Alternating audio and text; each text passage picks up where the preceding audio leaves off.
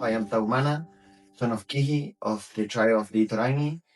I was giving thanks to my whole family and God to give me this position so I can represent my whole community, my the whole island, and I'm just blessed to be here.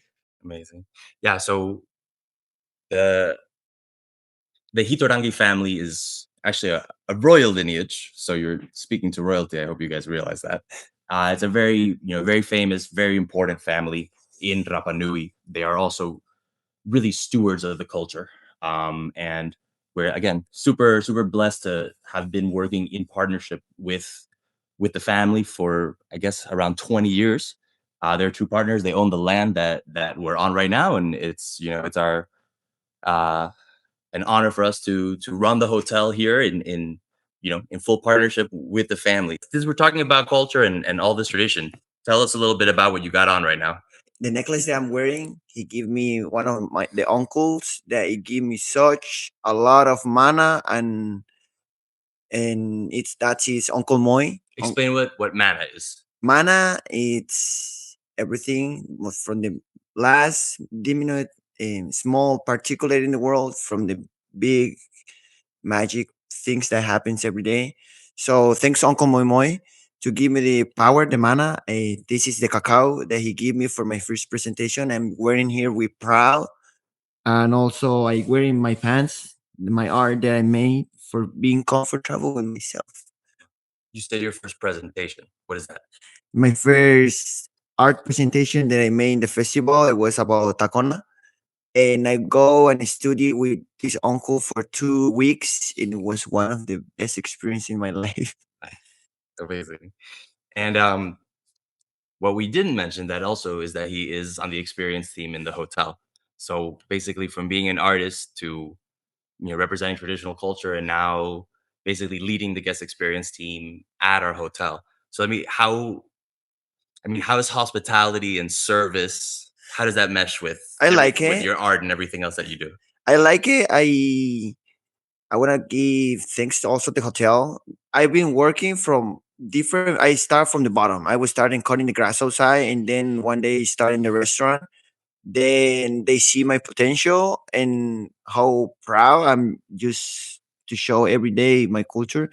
Then I pass to the guest experience, and I'm happy that in Nayara Hotel Hangaroa, it's available to respect the traditions and culture from Rapa Nui. And give me an example. What does the hotel do Like, to honor tradition? There's one that you're a really big part of, and that's the dance. We want to get into that. So tell us about the dancing at the hotel. yes, so like the dance that we have here in the hotel is different kind of dance that you can find in big hotels.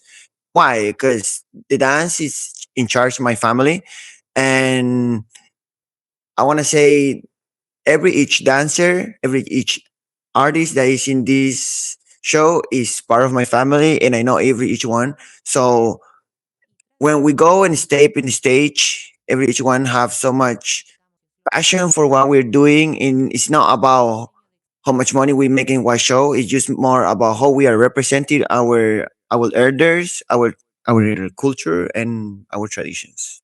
And how does it work with I mean in the society, right? It's basically it's a long and storied, oral tradition that the elders have kept up for a long time. How do you feel? Do you feel a sense of, to some extent, I guess, pressure and responsibility to kind of be the next generation and make sure that that oral tradition continues? It's such a big responsibility. Yeah. It's an everyday big responsibility. On one side, your dance is a huge part of your life. And then now we talked about art is a huge part of your life as well. I guess when did art stop being just fun and when did it become more meaningful? Or was it meaningful from the beginning? It was meaningful from the beginning, but I when I grow up, I see the elders doing it, and I see them like, wow, I want to be like them one day and better than them. But in one point of my life, in my short life, Hey, how old are you again? Tell I the audience how old you are. 23. Um, Going back in the past. Let's start at the very beginning. And by the way, we'll have blogs um linked below that is going to go way more in depth into a lot of these stories. So they get to the island. What happens next? Oh, so Hotomatua. the first king that belongs to the royalty of Rapa Nui, he lands over here. But he just don't land over here because he was traveling from nowhere. He just land over here because it was it was a in the old times. Even now, we have a spiritual connection that's really strong. That's why it represents us as Rapa Nui. We are people that is respect the spiritual life. So Hotomatua was the first one that when we come from the Ichiba, the land was trying to eat the ocean, and the king knew that we need to move forward. So he sent seven explorers to over here, thanks to the dream of Haumaka, and we come conquer this land, and he named it Rapa Nui. After that, he divided the land into the big Two big tribes. tribes. Yeah, Matatuaro, Matatu Hotuiti. From that two first one, it comes all the lineage that comes from until over here, like the Hitorangi family, the Mirunaa, Tupahotu, Tupahotu Riki Riki, Ngaruti, Metato Trapnui. Thanks to Hotumatua.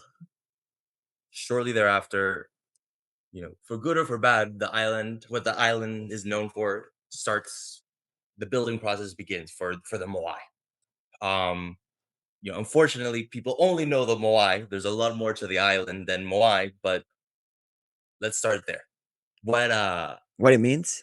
What are Moai? What do they mean? What do they mean to you? So the Moai, for us, the Rapnui people, it's the Aringa Ora o Tetupuna. It means in English, the living faces of our ancestors. And what do people think? Maybe even about how they built the Moai that you think that maybe doesn't make you upset, but that you find somewhat a troubling, shall we say? Yes, the a lot what happened over here. The guests when they come, they ask me like, "Oh, what do you guys think about the aliens?" And Aliens, that's what you say. Yeah. and it just when the people think like that is it's that they don't respect that our culture is being able to Could have done something like that. something like that. So it was that was lineage of people that dedicate their life to carve until today. The people are still carving today. My Uncle Pepe, is one of my people that I admire as my family. And he is the one that carries the carving today, has the Itorangi family. He's making right now for the festival of Tapati Rapa Nui one of the big trucks that we're going to present as art of the Ahutahai that's dedicated for the Heirangi queen that's competing this year for Hasa Ariki. So it's a tradition that's alive until today. This place is a secret place that our minds, our ecology is just in danger. Is it's a museum in an open free place. So it's not allowed that An open air museum. it's not Yeah. it's not allowed that the tourists to go and touch the ecology in any part of the world. So I just I want to teach you that, please. We're the worst dancers. Americans. The Americans, right? They're funny. They're funny, and there is and they like to dance. So that when they come to the stage, they just trying to have fun. So it's just funny to see them dance. When they come over here, the first things that they're saying to me like, "Oh, we're so happy to be in Easter Island," but then we come back to his house. They come by like, "Now we know that this place is called it Rapa Nui." Any last thing you'd like the people watching to know? I would like to send hi to my whole family.